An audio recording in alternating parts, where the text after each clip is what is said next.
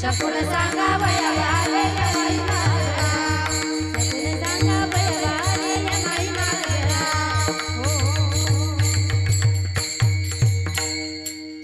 हे कलियुग किती भयंकर येणार आहे माझ्या नाथ बाबांनी अगोदर सांगून ठेवले. आता ऐका, कलियुगाचे दादा ऐकावी थोरी, कलियुगाचे दादा ऐकावी थोरी, पुत्र तो होईल पित्याचा वैरी, भ्रतारा सोडून घरोघरी फिरतील नारी, भ्रतारा सोडून घरोघरी फिरतील नारी, ऐसा माझा शकून दादा ऐका निर्धारी, शकून सांगा वयावाले माई माझे नाव, शकून सांगा वयावाले माई माझे नाव, शकून सांगा वयावाले माई माझ्या, शकून सांगा वयावाले माई माझ्या. हे आतापर्यंतच. आता इथून पुढे किती वाईट दुनिया येणार आहे ते ऐका. पृथ्वीवरी दादा एक विपरीत होईल, पृथ्वीवरी दादा एक विपरीत होईल, बहीण भावा दोघा जणांचा विवाह लागेल, 5 वर्षाची नारी भ्रतारा मागेल, 5 वर्षाची नारी भ्रतारा मागेल, 7 वर्षाची नारी गर्भिणी होईल, शकून सांगा वयावाले माई माझे नाव, शकून सांगा वयावाले माई माझे नाव, शकून सांगा वयावाले माई माझ्या, शकून सांगा वयावाले माई माझ्या. निर्गुण निराकार दादा माऊर माझे गाव, शकून सांगा वयावाले माई माझे नाव, शकून सांगा वयावाले माई माझे नाव, शकून सांगा वयावाले माई माझ्या, शकून सांगा वयावाले माई माझ्या.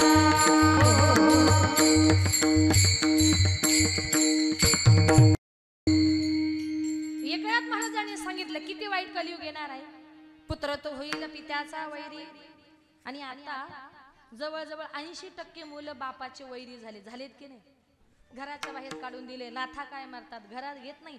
पुत्र तो होईल पित्याचा वैरी, हे नाथ बाबांचं वाक्य खरं ठरलंय. इथून पुढे काय होणार आहे. पृथ्वीवरी दादा एक विपरीत होईल, बहीण भावा दोघा जणांचा विवाह लागेल. आतापर्यंत अनेक मॅटर आपण बघितले, चुलत बहीण भावांचे सुद्धा लग्न झालेत. इथून पुढच्या कलियुगामध्ये सख्खे बहीण भाऊ लग्न करतील. मुलगी 5 वर्षाची झाली का ती सांगेल बाबा माझं लग्न करून द्या, आणि 7 वर्षाची मुलगी गरोदर राहील, 5 वर्षाची नारी भ्रतारा मागेल, 7 वर्षाची नारी गर्भिणी. म्हणजे आता हे कलियुग चाललंय आपल्या काळामध्ये फार बरे, पण देवाला सांगा हे सगळं वाईट दिसायच्या अगोदर तोपर्यंत आम्हाला ठेवू नको, का कारण फार वाईट कलियुग येणार आहे. म्हणून संत महात्मे विनंती करतात, या कलियुगामध्ये आपल्याला आपला उद्धार जर करायचा असेल तर कलियुगा माझी करावे कीर्तन, तेने नारायण रील भेटी. संत महात्म्यांनी त्या देवाच्या नावाचा झेंडा उभारिले, ध्वजा तिन्ही लोकावारी, ऐसे चराचरी किरते जाते, ऐसे चराचरी किरते जाते, ऐसे चराचरी किरते जाते, उभारिले ध्वजा तिन्ही लोकावारी, ऐसे चराचरी किरते जाते, ऐसे चराचरी किरते जाते, ऐसे चराचरी किरते जाते. ते हे निवृत्तीनाथ ज्ञानेश्वर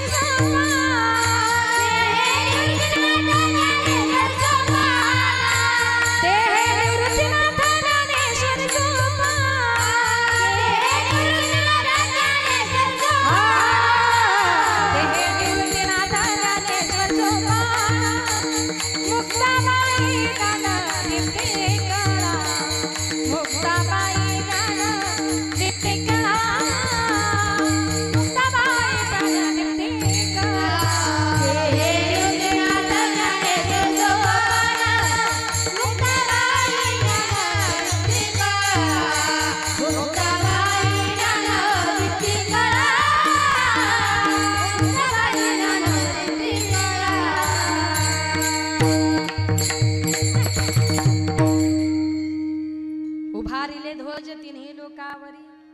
संत महात्म्यांनी त्या देवाचा नावाचा झेंडा तिन्ही लोकांमध्ये लावला। म्हणून एकनाथ महाराज म्हणतात तुझी चिंता त्यासी सर्व आहे। आपली चिंता करणारा वरती बसले, आपण फक्त त्याचं चिंतन करायचंय, चिंता करायची नाही। प्रत्येकाच्या जीवनामध्ये दोन गोष्टी येतात, एक येते चिता आणि एक येते चिंता। फरक फक्त बिंदू मात्र आहे। जी मेल्यानंतर जळते तिला चिता असं म्हणतात, आणि जी जिवंतपणी पावलो पावली माणसाला जाळते तिला चिंता असं म्हणतात। चिंता से घटे चतुर्य, दुःख से घटे शरीर, पाप से घटे लक्ष्मी, कह गए दास कबीर। कबीर महाराज म्हणतात चिंतेमुळे माणसाची चतुराई सुद्धा घटते। एखादा किती हुशार मनुष्य असेल पण त्याच्या जीवनात जर काही ना काही चिंता सतावत असेल ना, चिंतेमुळे माणसाची चतुराई कमी होते। दुःख से घटे शरीर, तुम्ही तुमच्या बायको मुलांना किती खायला प्यायला द्या, लोक म्हणतात बायको मुलांची तब्येत होत नाही, काहीच कमी नाही हो, पण त्या दिवशी आपण लक्षात घ्यायचं एवढं खातात पितात म्हणजे त्यांच्या जीवनामध्ये काही ना काहीतरी दुःख आहे। दुःख से घटे शरीर आणि पाप से घटे लक्ष्मी।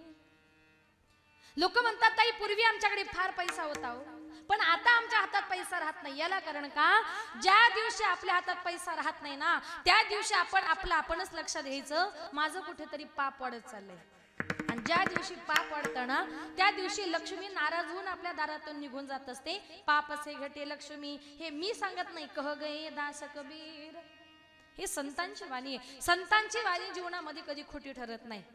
म्हणून संत महात्मे म्हणतात की भगवान परमात्म्याने आपल्याला हा जो काही देह दिलाय, या देहाने आपल्याला त्याचं भजन पूजन चिंतन करायचंय। विनाकारण वायफळ बडबड करायचं नाही। काही काही लोक विनाकारण वायफळ बडबड करतात। वायफळ बडबड केल्यामुळे काय होतं, माऊली म्हणते साचा आणि मवाळ मी तुले आणि रसाळ, शब्द जैसे कल्लोळ अमृताचे। प्रत्येक माणसाचं बोलणं गोड असावं, प्रेमाचं असावं, अमृतासारखं गोड असावं। वायफळ बडबड केल्यामुळे काय होते, एक सुंदर उदाहरण सांगते, जरा लक्षपूर्वक ऐका। एका गावात एक सासरा, एक जावई आणि एक मुलगी, तिघ जण रस्त्याने चालले होते। संबंध लक्षात आला का तुमच्या? सासरा, जावई आणि मुलगी, तिघे जण रस्त्याने चालले होते। पूर्वीच्या काळी गाड्या नव्हत्या, शेतकऱ्याच्या बांधावरून रस्ता काढत काढत लोक प्रवास करायचे। रस्त्यानं गप्पा मारत मारत चाललेले असताना वेळ होता म्हणून एक टाइमपास म्हणून तो सासरा जावयाला म्हटला, जावई बापू या शेतकऱ्याची ज्वारी एवढी चांगली आली, शेती एवढी चांगली आली, तुम्हाला काय वाटतं याच्या शेतामध्ये किती पोते ज्वारी होईल? तो सासरा म्हटला, जावई बापू या शेतामध्ये ना कमीत कमी 30 पोते ज्वारी होईल। जावई म्हटलं काय बोलता सासरे बुवा, एवढंच शेत, त्याच्यामध्ये 20 पोते ज्वारी होईल। आता जावई म्हणतो 20 पोते आणि सासरा म्हणतो 30 पोते। आता तुम्ही जावयाकडचे आणि तुम्ही सासऱ्याच्याकडचे, तुम्ही सासरे आहातच। जावई म्हणतो 20 पोते, सासरा म्हणतो 30 पोते। जावई म्हणतो सासरे बुवा 20 पोत्याला एकही पोत वर होणार नाही, आणि सासरा म्हणतो जावई बापू 30 पोत्याला एकही पोत कमी होणार नाही। जावई म्हटला, सासरे बुवा मी ग्रॅज्युएट आहे। आता मला सांगा शेतीचा अनुभव ग्रॅज्युएटला जास्त की शेतकऱ्याला जास्त? पण ती ग्रॅज्युएट ऐकायलाच तयार नाही। तो म्हटला, सासरे बुवा शेवटचा सांगतो, काही जरी झालं ना या शेतामध्ये 20 पोते ज्वारी होईल। सासरा म्हटला, जावई बापू काही जरी झालं ना या शेतामध्ये 30 पोते ज्वारी होईल। त्या जावयाला असा राग आला, कारण जावई जरा चिडके असतात ना, राग आला, सासरा ऐकत नाही म्हणून त्यानं रागाच्या भरात एकदा सासरा उचलला आणि जमिनीवर आपटला, अगदी असाच, आणि त्याच्या छातीवर बसला आणि त्याला सांगितलं, सासरे बुवा मी तुमच्या छातीवर बसलोय, आता तरी सांगा या शेतामध्ये 20 पोते ज्वारी होईल। सासरा म्हटला, जावई बापू तुम्ही माझ्या छातीवर बसलेत, माझा जीव गेला तरी चालेल, पण या शेतामध्ये ना 30 पोते ज्वारी होईल। आता छातीवर बसून सासरा ऐकत नाही। शेवटी जावयाला असा राग आला, रागाच्या भरामध्ये तो आपल्या सासऱ्याला असा उचलायचा आपटायचा, उचलायचा आपटायचा, अक्षरशः उचलून आपटून पाठीला सगळे खडे रुतले, सगळ्या पाठीतून रक्त निघायला लागलं, पाठ लाल झाली। मुलगी गंमत बघते, इकडे नवरा इकडे बाप, दोघांचं कडाक्याचं भांडण जमलंय, कुणाच्या बाजूने बोलावं? बापाची वाईट अवस्था झाली, ती मुलगी रडायला लागली, बापाच्या जवळ गेली आणि म्हटली, बाबा अहो तुमच्या जावयानं तुमची पाठ आपटून आपटून घासून घासून सगळी पाठ लाल केली, अहो जाऊ द्या की बाबा, म्हणा की शेतामध्ये 20 पोते ज्वारी होईल. त्या मुलीचं नाव होतं वसू. बाप म्हटला, अगं वसू, माझी पाठ किती बी घासू पण 10 पोतीची कळ कशी काय सोसू. शेत कोणाचं, भांडण कोणाची काही गरज आहे का? म्हणजे विनाकारण कोणाच्या तरी शेतावरून भांडत बसले आणि विनाकारण दोघांनी मार खाल्ला, दोघांनाही त्रास झाला. याला कारण का? याला म्हणतात वायफळ बडबड. विनाकारण वायफळ बडबड करायचीच नाही. तुम्हाला बोलायचंय ना, बोले तैसा बोले, जेने बोले विठ्ठल डोले, जेने बोले विठ्ठल डोले, जेने बोले विठ्ठल डोले, बोले तैसा बोले, जेने बोले विठ्ठल डोले, जेने बोले विठ्ठल डोले, जेने बोले विठ्ठल डोले, बोले तैसा बोले, जेने बोले विठ्ठल डोले, बोले तैसा बोले, जेने बोले विठ्ठल डोले, बोले तैसा बोले, जेने बोले विठ्ठल डोले, बोले तैसा बोले, जेने बोले विठ्ठल डोले, बोले तैसा बोले, जेने बोले विठ्ठल डोले, जेने बोले विठ्ठल डोले, विठ्ठल डोले, बोले तैसा बोले, जेने बोले विठ्ठल डोले, जेने बोले विठ्ठल डोले, जेने बोले विठ्ठल डोले,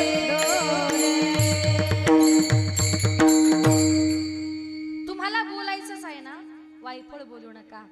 इतका गोड बोला, इतकं गोड बोला की आपल्या बोलण्यामुळे जगाच्या बापानं पांडुरंग परमात्म्याने डोलावं. इतकं माणसाचं बोलणं गोड असावं. बोले तैसा बोले आणि जेने बोले विठ्ठल डोले, इतकं चांगलं बोला. संत महात्मे म्हणतात, आपण या ठिकाणी जन्माला आलोय. जन्माला आल्यानंतर तुमच्या माझ्या सगळ्यांच्या पालन पोषणाची, भरण पोषणाची जबाबदारी माझा भगवान परमात्मा घेतो. आजही काही काही लोक असं म्हणतात, मी आहे म्हणून गाव आहे, मी आहे म्हणून घर आहे. पण तुम्हाला खरं सांगू, तो फक्त आपला गैरसमज आहे. ज्या वेळेला आपण निघून जातो ना, आपण निघून गेल्यानंतर लोक आपल्या करता 10 दिवस रडतील, फार तर फार 15 दिवस रडतील, 1 महिना रडतील, नंतर कुणी आपली आठवण सुद्धा काढत नाही. आपल्याला असं वाटतं मी गेल्यानंतर कसं होईल. पण तुम्हाला एक उदाहरण खरं सांगते, सगळ्यांनी लक्षपूर्वक ऐका की आपण या गेल्यानंतर या जगामध्ये कुणाचंच कशावरून काही अडत नाही. एका गावात एक साधू महाराज फिरत फिरत आले होते. एका सज्जन गृहस्थाच्या घरी मुक्काम करता थांबले. सकाळी सकाळी साधू महाराज उठले, स्नान संध्या देवपूजा झाली, महाराज निघाले आणि त्या घर मालकाला सांगितलं, दादा दक्षिण भारतची तीर्थयात्रा करण्याकरता चाललोय, येता का माझ्या बरोबर? घर मालक जरा धार्मिक होता, त्याने सांगितलं, महाराज यायला काही हरकत नाही, मी तुमच्या बरोबर आलो असतो, पण पदरामध्ये माझ्या बायको मुलं आहेत, मी जर तुमच्या बरोबर दक्षिण भारतला आलो तर माझ्या बायको मुलांचं कसं होणार? मग त्यावेळी महाराजांनी सांगितलं, तेवढी चिंता आहे? म्हटले हो. महाराज म्हटले, तू जर माझ्या बरोबर दक्षिण भारतची तीर्थयात्रा करण्याकरता जर येत असेल